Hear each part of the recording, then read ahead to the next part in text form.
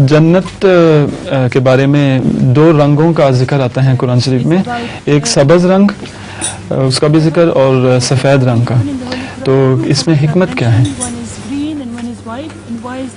सब्ज़ रंग तो आँखों को भाता है, उसमें सब्ज़ रंग के मुताबिक साइंसदान कहते हैं कि ऐसा रंग है कि उससे बेहतर कायनात में सब्ज़े का रंग सोचा नहीं जा सकता था।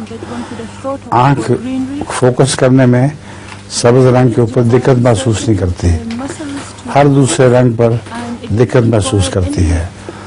तो जन्नत का रंग सब्ज़ से इतनी ये मुराद है कि वो आँखों को लुभाएगा। सफ़ेद वो है जो सारी शुआएं मुनक़िस कर देता है तमाम तर, और वो जितना भी नूर होगा जन्नत का वो सारा मुनक़िस हो जाएगा।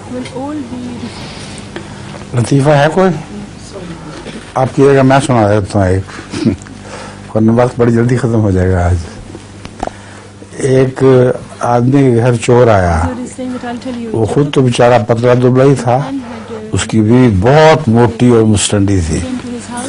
बीवी ने उठकर चोर को धोते मारा और जमीन पे गिरा लिया और उसके ऊपर बैठ गई छाती के ऊपर। तो मालिक ने नौकर को आवाज दी कि भाग के जाओ और पुलिस को बुला के लाओ। कुछ देर के बाद उसने आवाज दी कि आया नहीं अभी तक, क्या बात है?